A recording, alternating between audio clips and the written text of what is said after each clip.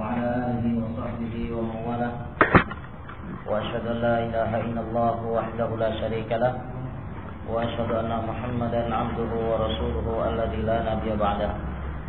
يقول ربنا جل وعلا في كتابه الكريم: يا أيها الناس اتقوا ربكم الذي خلقكم من نفس واحدة وخلق منها زوجها وبث منهما رجالا كثيرا ونساء واتقوا الله الذي تساءلون به والأرحام إن الله كان عليكم رقيبا.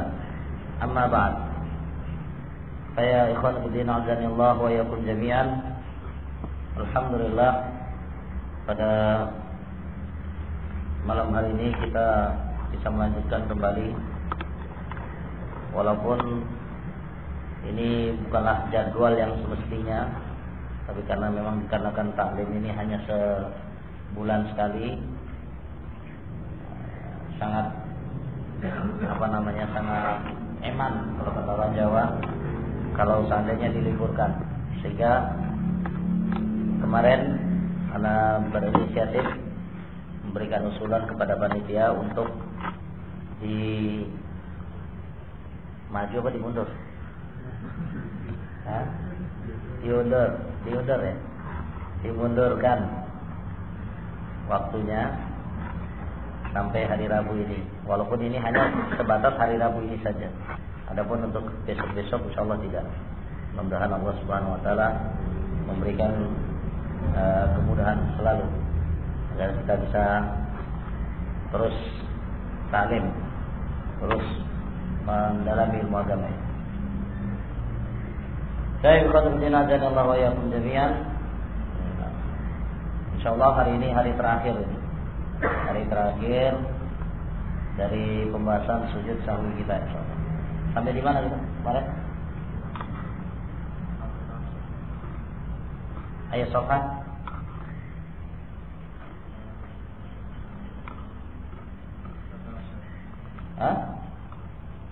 Kita ada khulafa. Baik, khulafa. Kita sampai di sini. Baik. Qala rahimallahu taala wal khulafatu, kata beliau, dan ringkasan dari apa yang telah beliau sampaikan kemarin sampai dengan saat sekarang ini. Ringkasannya kata beliau, yatabayyanu lana mimma sabab, telah jelas bagi kita apa yang telah kita pelajari dari pelajaran-pelajaran yang telah lalu sebagaimana berikut ini, kata beliau. Anna sujuda sahwi taratan yakunu qabla salami wa taratan yakunu ba'dahu. Bahwasanya sujud sahwi kadangkala dilakukan sebelum salam dan kadangkala pula dilakukan setelah salam. Ini kata beliau. Jadi kesimpulan dari yang telah beliau sampaikan panjang lebar, bahwasanya sujud sahwi itu terletak pada dua tempat. Ada kalanya dilakukan setelah salam dan ada kalanya pula dilakukan sebelum salam. Ini ringkasan. Kemudian dirinci lagi oleh beliau ringkasan tadi. Qal, kata beliau, fayakunu qabla salami fi mawdi'aini. Maka sujud sahwi yang dilakukan sebelum salam terletak pada dua tempat. Sujud sahwi yang dilakukan sebelum salam terletak pada dua tempat, fi mawdi'ain. Al-awwal, yang pertama, idza kana an-nafsin, apabila terjadi pengurangan di dalam salatnya. Ingat, pengurangan, penambahan ini bermula atau berawal dari apa? Adanya kelupaan, kelalaian di dalam salatnya. Ini jadikan patokan. Ya, merupakan syarat yang mengharuskan seorang hamba melakukan sujud sahwi, yaitu apabila memang dia lupa ataupun lalai di dalam sholatnya, sehingga terjadilah apa yang namanya penambahan ataupun pengurangan atau keraguan-raguan di dalam sholat. Nah, kenapa saya katakan demikian? Karena memang ada di sana hal-hal yang memang menyebabkan terjadinya pengurangan di dalam sholat, akan tetapi tidak dilandasi di atas kelupaan. Bisa jadi memang karena dia terlambat, nah, atau bisa jadi memang karena dia sengaja melakukannya karena main-main, mutala'ib. Maka hal yang demikian ini tidak termasuk pada pembahasan sujud sahwi. Bisa dipahami? Tidak termasuk dalam pembahasan sujud sahwi. Nah, kalau orang yang mutala'ib, jelas perbuatannya ini menyebabkan batal sholatnya. Beda halnya kalau orang yang terlambat, bisa jadi terlambat membaca bacaan-bacaan yang wajib, atau terlambat membaca bacaan-bacaan yang rukun. Nah, kalau terlambat dalam membaca bacaan yang wajib, maka dia tidak, kalau memang dia terlambat tidak disengaja di situ, nah, ini lain hal hukumnya, nanti. Akan tetapi kalau seandainya memang dia terlambat membaca bacaan yang rukun, apa yang harus dia lakukan? Dia harus mengulang kembali rakaat dari bacaan rukun atau gerakan ataupun bacaan rukun yang dia tinggalkan. Seperti halnya sholat, dia pada rakaat yang ketiga atau rakaat yang kedua lupa baca surat bukan lupa ya. Dia terlambat membaca surat Al-Fatihah. Kalau dia terlambat membaca surat Al-Fatihah, apa yang harus dia lakukan? Satu pembahasan yang kita sebutkan bahwasanya dia bukan termasuk dalam pembahasan sujud sahwi. Yang kedua yang harus dia lakukan, dia harus mengulang kembali, menambah satu rakaat dari rakaat surat Al-Fatihah yang dia tidak baca. Jadi paham? Nah, itu jadikan patokan. Dia harus mengulang kembali. Wallahu a'lam bishawab. Ini yang disebutkan oleh para ulama kepada kita semua. Baik. Kalau kata beliau, kita kembali dari pembahasannya tadi, bahwasanya terjadinya sujud sahwi sebelum salam, yang pertama adalah idza kana an nafsin, apabila terjadi pengurangan di dalam salatnya. Li hadits Abdullah bin Buhainah radhiyallahu anhu anna Nabiy sallallahu alaihi wasallam sajada lisahwi qabla salam hina taraka at-tashahhudil ula atau at-tashahhudil awal. Berdasarkan hadits Abdullah bin Buhainah radhiyallahu taala anhu, bahwasanya Nabi sallallahu alaihi wasallam melakukan sujud sahwi sebelum salam ketika beliau meninggalkan tasyahud awal. Yani ketika beliau tidak melakukan tasyahud awal. Apa hukumnya tasyahud awal? Wajib. Landasannya apa? Kenapa ketika itu Rasulullah SAW melakukan sujud sahwi? Karena lupa. Kenapa dilakukan sebelum salam? Karena dia mengurangi salah satu gerakan sholat yang wajib. Ini kata beliau. Wa sabaqa dzikrul hadits bilafzihi, dan telah berlalu penyebutan hadis secara lafadznya. Yang disebutkan dalam pembahasan yang telah lalu. Ini yang pertama. Kemudian yang kedua, sujud sahwi sebelum salam dilakukan idza kana an syakkin lam yatarajjah fihi ahadul amrayn.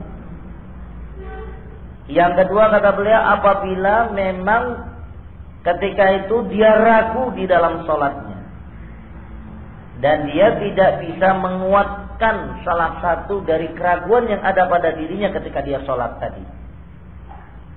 Nah, dia tidak bisa merojihkan, tidak bisa menguatkan salah satu dari apa yang dia ragukan. Nah, maka dia diperintahkan untuk melakukan sujud sahwi sebelum salam. Li hadithi Abi Sa'id Al-Khudri radhiyallahu taala anhu. Berdasarkan hadis Abi Sa'id Al-Khudri radhiyallahu taala anhu, fi man syakka fi salatihi falam yudrik kam shalla thalathan am arba'an, haitsu amarahu an-nabiy sallallahu alaihi wasallam an yasjuda sajdataini qabla an yusallima wa sabaqa dzikrul hadits bilafzi. Berdasarkan hadis Abi Sa'id Al-Khudri radhiyallahu taala anhu tentang orang yang ketika itu ragu di dalam salatnya dan dia falam yadri dan dia tidak mengetahui, dia tidak tahu apakah ketika itu dia salat 3 rakaat atau 4 rakaat. Kam shalah, dia tidak tahu berapa rakaat dia salat, 3 atau 4. Haitsu, yang mana ketika itu amarahun Nabi sallallahu alaihi wasallam.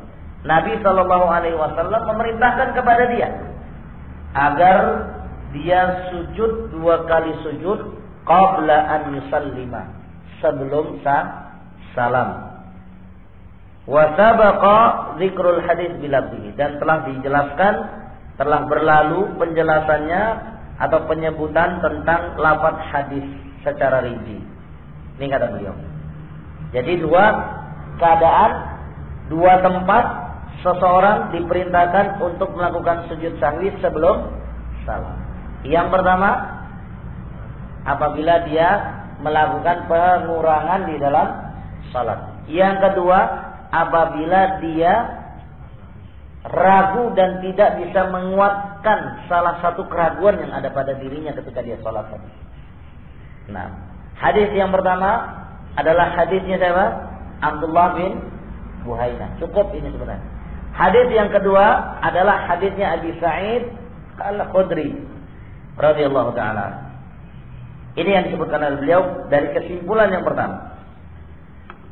Kemudian yang kedua, wa yakunu sujudu sahwi ba'da salami fi mawdi'in. Dan sujud sahwi dilakukan setelah salam pada 2 tempat. Sujud sahwi dilakukan setelah salam pada 2 tempat. Al-awwal, yang pertama kata beliau, idza kana an ziyadatin, apabila ketika itu dia melakukan penambahan di dalam salatnya. Li hadits Abdullah bin Mas'ud radhiyallahu taala anhu, hina shalla an-nabiy sallallahu alaihi wasallam adh-dhuhra 5 fadzakaruhu ba'da salam fasajada sajdataini thumma sallam wa lam yatabayyan anna sujudahu ba'da salam min ajli annahu lam ya'lam biziyadah illa ba'dahu, fadalla ala umumil hukmi wa anna sujuda an ziyadati yakunu ba'da salam sawa'un alima biziyadati qabla salam am ba'da. Ini kata beliau berdasarkan hadis Abdullah bin Mas'ud radhiyallahu taala anhu, ketika itu, yang mana ketika itu Nabi sallallahu alaihi wasallam salat zuhur sebanyak 5 rakaat. Dan ketika itu para sahabat mengingatkan fadzkiruhu. Para sahabat mengingatkan beliau setelah beliau melakukan salam. Fasajada sajdatain, setelah Rasulullah SAW diingatkan akan penambahan yang beliau lakukan di dalam salatnya, maka Rasulullah SAW pun sujud 2 kali sujud. Tsumma sallama, kemudian setelah itu beliau salam. Walam yatabayyan, dan tidak dijelaskan di sana anna sujudahu ba'da salam, bahwasanya sujud sahwinya beliau dilakukan setelah salam min ajli annahu lam ya'lam bi ziyadah. Disebabkan karena beliau tidak tahu bahwasanya beliau melakukan penambahan. Tidak jelaskan di situ. Lam ya'lam bi ziyadati illa ba'dahu, kecuali setelah beliau diingatkan oleh para sahabat. Padahal maka oleh demikian, oleh karena inilah hadis ini menunjukkan atas umumul hukmi, keumuman hukum yang diperintahkan kepada kita di dalam permasalahan ini. Yani hadis yang ketika itu Rasulullah sallallahu alaihi wasallam melakukan sujud sahwi setelah salam, ini hadis yang umum, kata beliau. Hukumnya adalah umum. Nah, wa anna sujuda al-ziyadati, dan bahwasanya sujud yang disebabkan karena penambahan yakunu ba'da salam, dilakukan setelah salam, sawaun, sama saja apakah ketika itu alima bi ziyadah, bahwasanya dia tahu tentang penambahan yang dia lakukan qabla salam, sebelum salam, am ba'dahu, ataupun setelahnya. Nah, jadi maksudnya di sini lam ya'lam bi ziyadati illa ba'dahu. Tidak disebutkan bahwasanya sujud sahwinya beliau setelah salam itu, bahwasanya ketika itu beliau tidak mengetahui penambahan itu kecuali setelah salam. Tidak disebutkan. Jadi ya beliau mengambil kesimpulan di sini keumuman hadis di atas, bahwasanya sujud sahwi yang dilakukan setelah salam, apakah terjadinya penambahan itu sebelum diingatkannya sebelum salamnya si imam, ataukah setelah salamnya si imam, sama saja tetap dilakukan sujud sahwi itu setelah salam, karena memang hukumnya umum. Ini kata beliau. Bisa dipahami ya? Yang mengingatkan, misalnya seorang tadi sholat 5 rakaat, ya, diambil dari hadis ini tadi, bahwasanya Rasulullah SAW sholat 5 rakaat. Memang ketika itu diingatkan oleh para sahabat, Rasulullah SAW diingatkan oleh para sahabat. Rasulullah SAW diingatkan oleh para sahabat setelah beliau melakukan, setelah beliau salam. Tapi hadis ini tidak menjelaskan bahwasanya terjadinya perbuatan ini, ya, dilakukannya sujud sahwi setelah salam ini bukan hanya karena ketika beliau tahu setelah salamnya, atau bukan hanya sekedar itu saja, tapi baik itu ketika itu diingatkan sebelum salam ataupun setelah salam, yang jelas patokannya adalah terjadinya penambahan.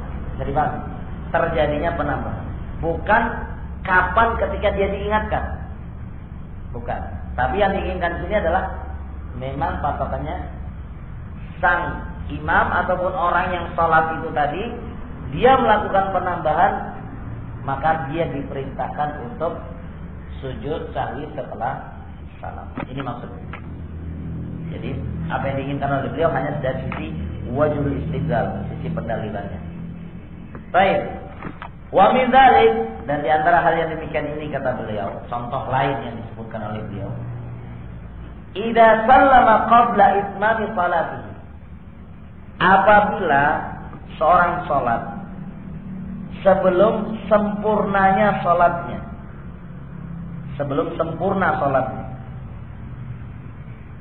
nasiyan, ya, perhatikan di sini, idza sallama qabla itmami salati, apabila dia salam sebelum sempurnanya sholat, nasiyan, ini patokannya, ini harus ada patokan lupa, tidak boleh lepas dari ini.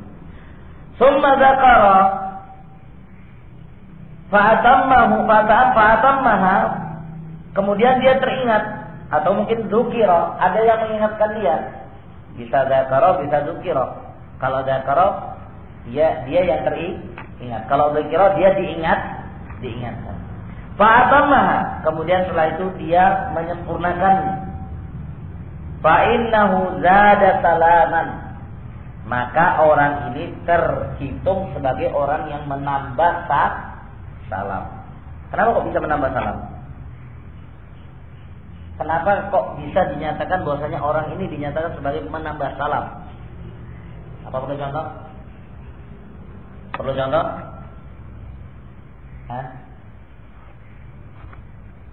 Sholat ini, orang sholat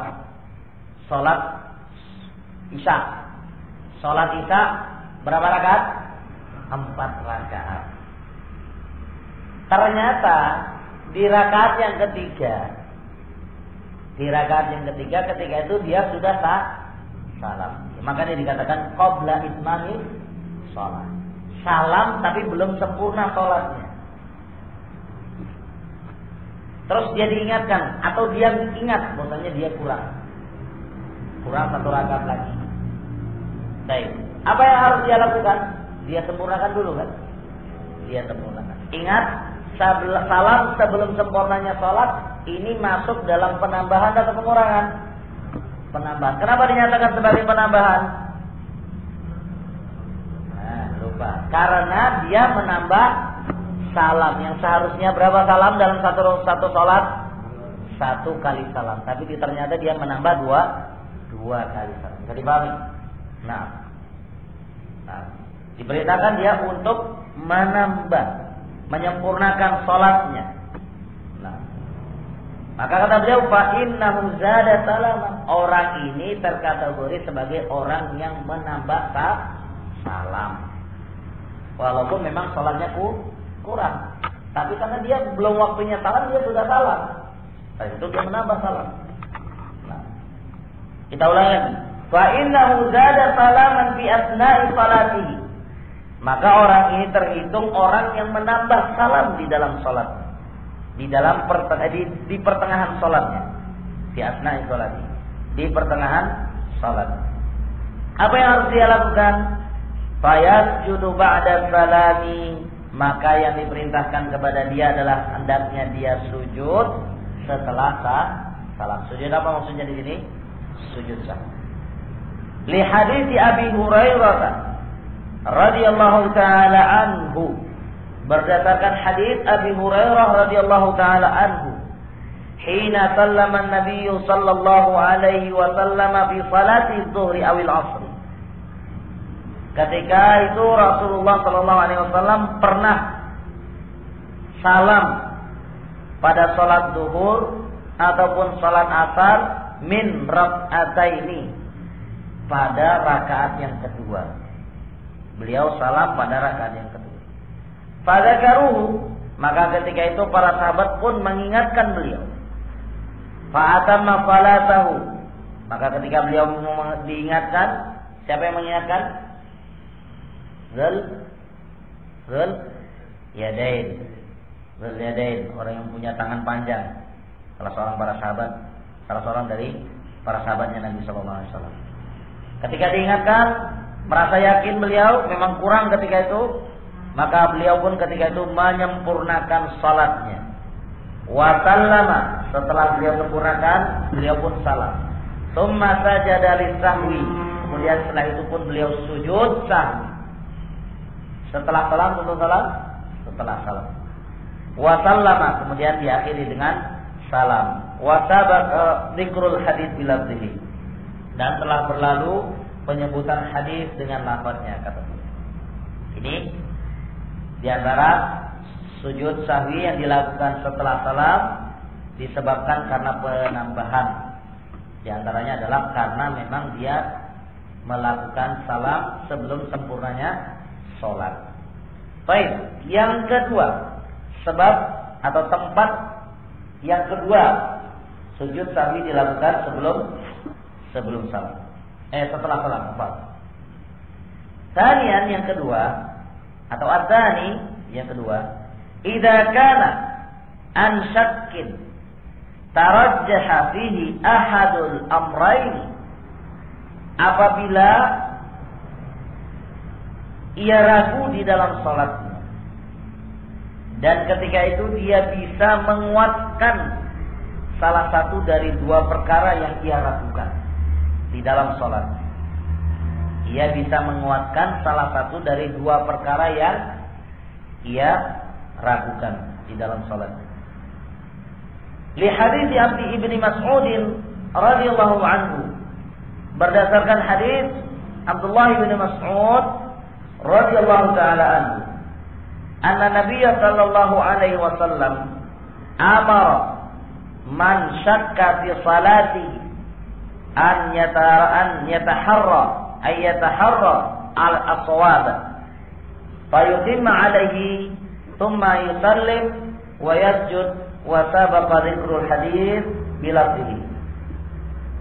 Berlandaskan di atas hadis Abdullah bin Mas'ud radhiyallahu taala anhu bahwasanya Nabi sallallahu alaihi wasallam pernah memerintahkan pada orang yang ketika itu ragu di dalam salatnya agar ia mencari mana yang benar dari keraguan-raguannya tadi. Fayutimma alaihi salah. Kemudian ketika dia sudah mendapatkan mana yang benar tadi, maka hendaknya dia sempurnakan salatnya. Summa yusallim, kemudian setelah itu salam, wa yasjud, kemudian setelah salam dia diperintahkan untuk melakukan sujud sahwi. Salam lagi tidak? Setelah sujud sahwi salam lagi tidak? Salam lagi sebagai bentuk dari sujud sahwinya. Wa sabaqa dzikrul hadits bilafzi, dan telah berlalu penyebutan hadis dengan lafaznya. Ini kata beliau. Jadi kesimpulannya dari pembahasan yang kedua, yaitu sujud sahwi dilakukan setelah salam pada dua tempat. Yang pertama yaitu ketika dia melakukan penambahan. Dan salah satu bentuk penambahan adalah apabila seseorang melakukan salam sebelum sempurnanya sholat. Ini yang pertama. Yang kedua yaitu sujud sahwi dilakukan setelah salam apabila dia apabila terjadi keraguan-raguan di dalam sholatnya dan dia bisa menguatkan salah satu dari dua perkara yang ia ragukan di dalam sholatnya tadi. Bisa dipahami? Baik, wallahu a'lam bishawab. Ini yang disebutkan oleh beliau. Kemudian ada pembahasan yang lainnya di luar dari pembahasan yang disebutkan oleh beliau di sini. Qala, kata beliau, wa idza jazama alaihi sahwan mawdi'u ahaduhuma atau ahadihima qabla salam wa mawdi'u atsani ba'dahu faqad qala al-ulama yaghlibu ma qabla salam fayasjudu qablahu. Ini kata beliau, apabila terkumpul ketika itu di dalam salatnya dua kelalaian di dalam salat. Apabila terkumpul dua kelalaian di dalam salat. Dua kelalaian di dalam salat. Mawdi'u ahadihima, salah satunya kata beliau terjadinya sujud sahwi yang harusnya dia lakukan sebelum salam. Dan salah satu yang lainnya terjadinya perbuatan tersebut mengharuskan dia untuk melakukan sujud sahwi setelah salam. Setelah salam. Bisa dipahami ya? Dua kelalaian yang dia lakukan, yang satunya mengharuskan bagi dia untuk melakukan sujud sahwi sebelum salam. Yang satunya lagi dia mengharuskan bagi dia untuk melakukan sujud sahwi setelah salam. Apa yang harus dia lakukan kalau dalam keadaan demikian? Dalam satu sholat ini. Maksudnya dalam satu sholat. Ya, contohnya banyak. Ya. Seperti kemarin ada beberapa contoh kan, yang ada ikhwah yang tanya kemarin. Ini yang disebutkan oleh beliau. Nah, faqad qala ulama, maka kalau demikian kata beliau, sungguh para ulama telah berkata tentang hal yang demikian ini, yaghlibu ma qabla salam. Yang dikuatkan di sini adalah hendaknya dia melakukan sujud sahwi tersebut sebelum salam. fayasjudu qablahu, dan maka dia harus sujud sebelum salam. Ini kata beliau. Wallahu a'lam bishawab. Misalul dzalik, beliau sampaikan contohnya di sini. Baik. Syakhsun, seseorang yusalli dhuhra, salat zuhur, faqama ila thalithati wa lam yajlis litasyahhud. Seorang salat zuhur, kemudian ketika itu dia masuk pada rakaat yang kedua, mau kepada rakaat yang ketiga. Harusnya bagaimana dia? Harusnya bagaimana? Tasyahud. Tapi di sini kata beliau, faqama ila tsalitsati. Ternyata di rakaat yang kedua setelah dia sujud, dia langsung berdiri menuju kepada rakaat yang ketiga. Walam yajlis litasyahud. Dan dia tidak melakukan sujud, tidak melakukan tasyahud al-awwal. Wa jalasa fi tsalitsati yadhunnuha ats-tsaniyah.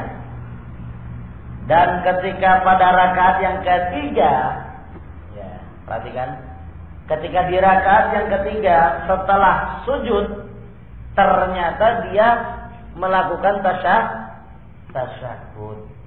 Yadhunnuha ats-tsaniyah. Ketika itu dia menyangka bahwasanya dia masih pada rakaat yang kedua. Nah, masih pada rakaat yang kedua. Perhatikan. Tsumma dzakara annaha tsalitsah.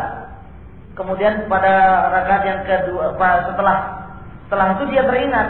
Nah, baru dalam keadaan seperti ini dia ingat, annaha tsalitsah. Bahwasanya ketika itu dia masuk pada rakaat yang ketiga. Perhatikan. Kita lihat posisi yang pertama atau keadaan yang pertama tadi. Dia berdiri tasyahud. Harusnya dia melakukan tasyahud, tapi ini dia tidak tasyahud. Penambahan atau pengurangan? Penambahan atau pengurangan? Pengurangan. Kenapa pengurangan? Karena dia tidak melakukan tasyahud. Bisa kan? Jadi paham ya? Baik. Kemudian setelah itu, di rakaat yang ketiga, harusnya dia bagaimana? Seharusnya berdiri ya. Tapi ternyata di situ dia melakukan tasyahud. Tasyahud yang kedua, yang pertama. Tasyahud yang pertama. Dengan anggapan bahwasanya dia menyangka bahwasanya ketika itu dia masih pada rakaat yang kedua. Baik, masuknya mana? Penambahan. Masuk yang mana ini? Penambahan. Lah, keraguan. Ragu yang bisa dia kuatkan, benar? Mana? Yang disebutkan di sini dia bisa menguatkan keraguannya.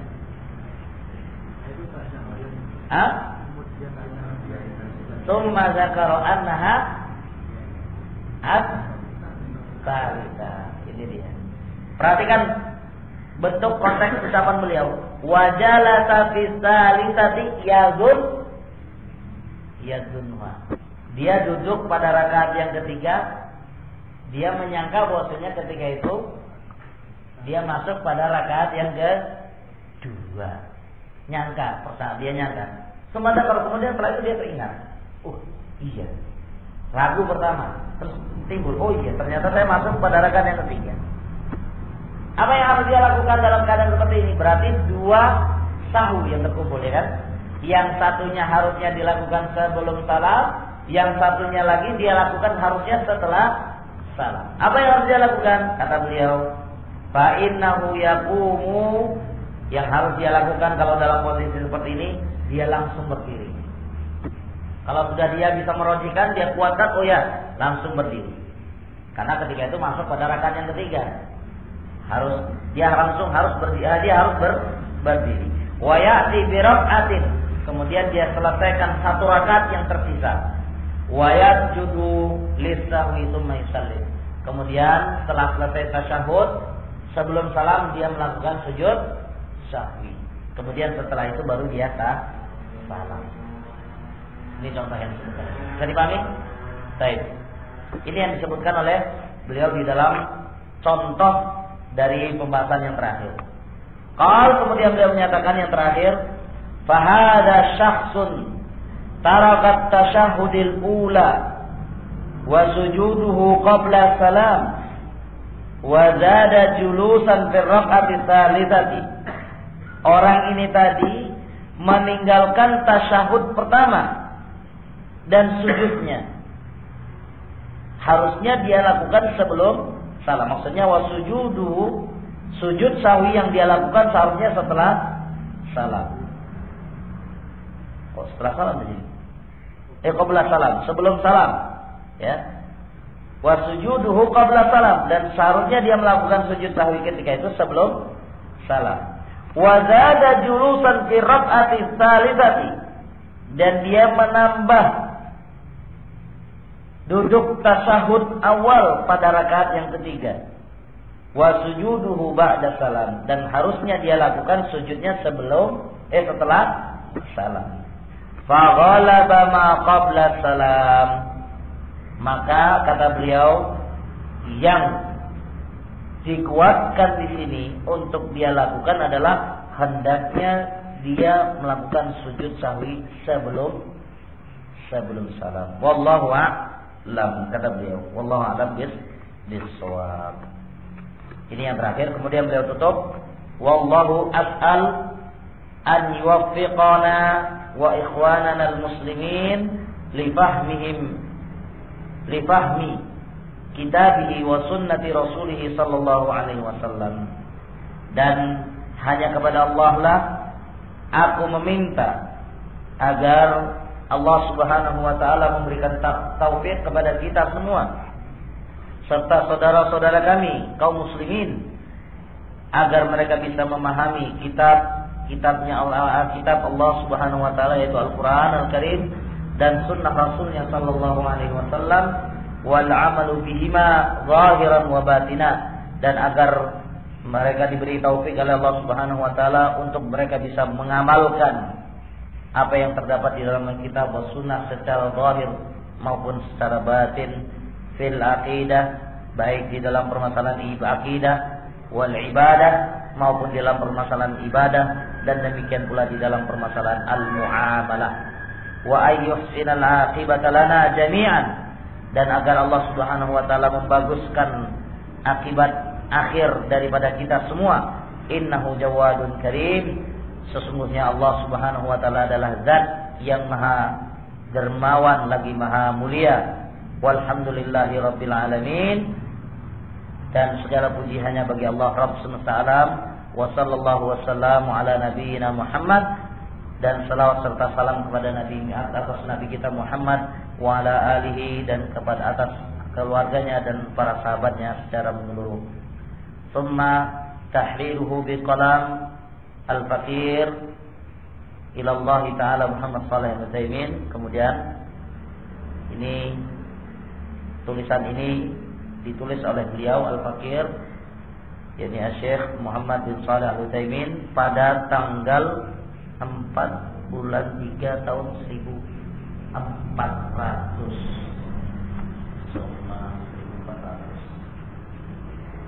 Berarti awal kitab ini ditulis oleh beliau pada tahun 1400 dan dicetak pada tahun 1412. 12 tahun setelahnya baru dicetak.